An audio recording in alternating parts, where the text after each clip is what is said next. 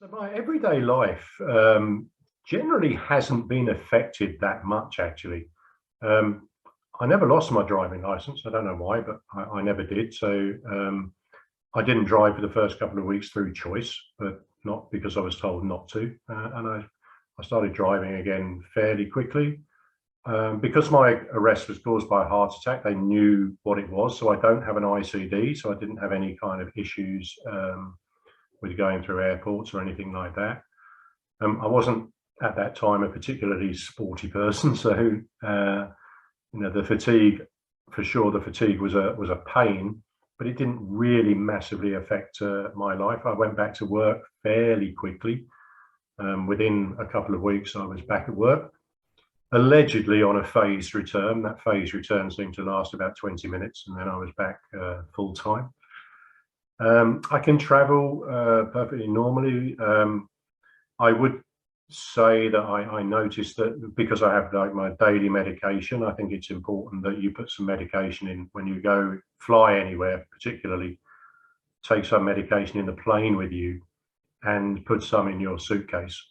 I had an incident where I didn't have my medication on a plane, and yeah, we had to make. I had a bit of a cardiac event, shall we say, and the plane had to make an emergency landing in Paris and get me into a hospital. So that was an experience, but it hasn't really affected my everyday life that much.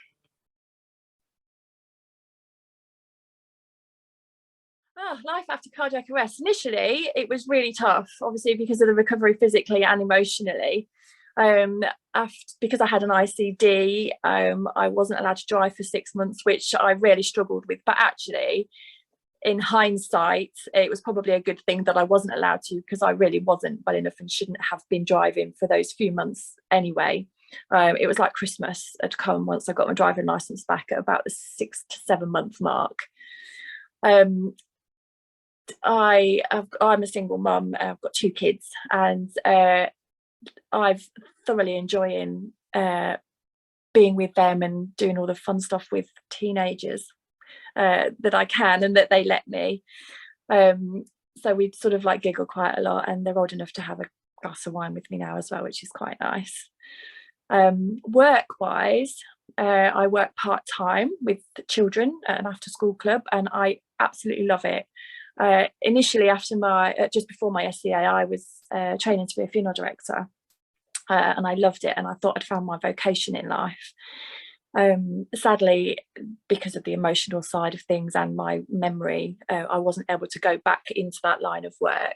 I did a couple of really horrible jobs when I first started going back to work, which was after about a year. But now I've been doing this job just over a couple of years. Absolutely love it. Don't think I would cope with anything more than the hours that I'm doing, which is about 12-15 hours a week. But absolutely love it. It's really rewarding. So I kind of feel like I found my new vocation in life. Sports and activities, I've taken up quite a few bits and bobs since my SCA. Pre-SCA, I was a busy working mum, but didn't do any exercise generally. I was a bit lazy. But now, since my SCA, because life is for living and going out and grabbing every opportunity, I've learnt to Irish dance, or am learning to Irish dance. I took trampolining lessons for a while, but sadly that stopped. I also do a gymnastics class, which hurts a lot, but it's really good fun. And I've also learnt to sew. I've got lockdown to thank for that. And I sort of like do as much as I can now to get new experiences and to have fun and live each day like it was my last, because you just never know, do you? But yeah, I'm loving life, and it's great, and the journey that I've been on has been quite arduous, but now I've learnt to love my journey. Yeah, the cardiac arrest affected a hell of a lot of things. First thing I noticed was people seem to be like, they treat you fragile almost, and my family were a big part of treating me fragile. Actually, like I remember I went camping in October of last year on my own in the middle of nowhere, in the middle of Wales, And I remember my mum and me nan both going, "Oh, we don't know whether it's a good idea." Like, and I'm sort of there going, it is a good idea. I need to do these things. I need to go and have an holiday, and I need to do it on my own. So it does get a little frustrating because they don't, although they know you can do it, they're fearful of something happening while you're on your own. And I think if you live like that, then you're going to sort of just sit day in the house and not really do anything. And that's not the kind of person I am. So I went and did it, and I had honestly the best sort of 7-8 days I've had since the cardiac, you know what I mean? So family definitely they have a bit of a say in some of the stuff they want. I do. They don't like some of it. In terms of sports and activities, I'm not as active as I used to be. It definitely affected. I can't play football as long as I used to. I used to be able to play the full 90 minutes. Now I'm lucky if I make half time. You know what I mean? So, but I found a new way of improving myself, and I seem to find hiking and walking seems to be a lot less stress on me, and something a lot more enjoyable, because obviously you go out into nature and you have it's why is it they say they have that you find yourself in nature, and I think that definitely sounds true, and I definitely enjoy that walking side of things much more now. Yeah, it's life's different, but it's better. It's better.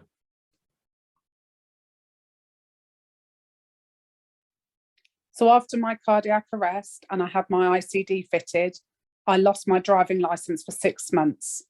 I found this one of the hardest things to accept, that I had to actually rely on other people. Luckily, I had an amazing support network who took me back and forth to work each day. Amazing friends and family really stepped up, but I found the lack of independence the hardest thing for me to accept. Thankfully, after 6 months and quite a simple process of filling out the forms, taking them to my cardiologist, I received my driving license back. And all of a sudden, I felt that 17-year-old girl again driving. Initially, I did feel quite scared to drive because I was worried if my ICD went off while I was driving. But thankfully, as time went on, I felt more reassured that this wasn't going to happen to me again. I went back to work, feeling really fit and healthy. But the first year after my cardiac arrest, I didn't want to go abroad on holiday. Previous to that, we had been abroad each year. The following year, I decided that I couldn't impact my family all the time, and this was about them as much as it was for me. So the next year, we made sure that we booked a holiday abroad, which was near a hospital, and had researched that there was also a cardiology unit there. Obviously, nothing happened, and it was absolutely fine. Airports are very clued up on ICDs, so it was a simple case of showing my ICD card and not having to go through the scanner, because that was my biggest fear, that foreign countries wouldn't understand about ICDs. I was never particularly sporty before my cardiac arrest. I'd go for walks, but that's really as far as my sports activity would push me. Unfortunately, even now, some 5 years later, I do feel very anxious to actually put my heart rate up. So I don't do any activities that pushes my heart rate to that level. It's probably because I didn't get entitled to any cardiac rehab. So that wasn't an option for me to actually be reassured that my heart rate wasn't going to go to dangerous levels and my ICD would fire off. Next year, I'm really determined to actually join a gym and push my heart rate up, and that my ICD won't fire off. Yeah, driving is a big thing for me. Before the cardiac arrest, I was a licensed taxi driver, and I was a specialist driver for special needs children and handicapped people.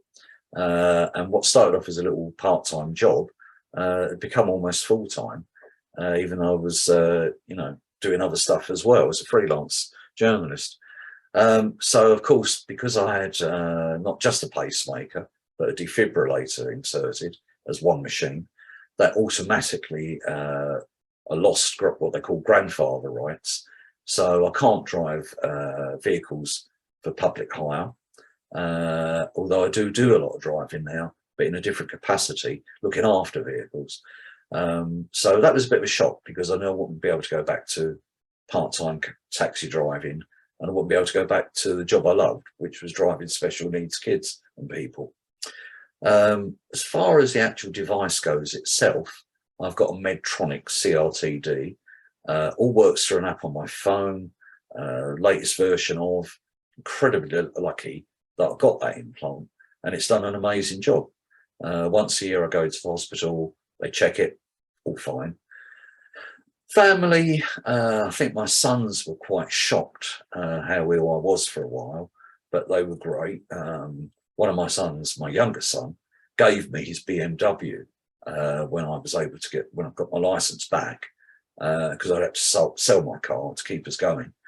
And he just gave me a beautiful 3-year-old BMW. How lucky am I? So I love my son. I always did.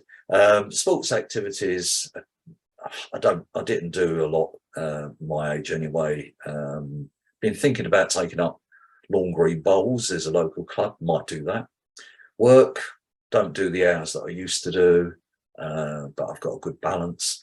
Holidays, we don't do a lot holiday wise anyway. I will be traveling. I've still got a part-time job editing a magazine, and I'll be off to Prague next month for a business conference. I'm looking forward to it. So yeah, a bit slower than I was, but otherwise not too bad.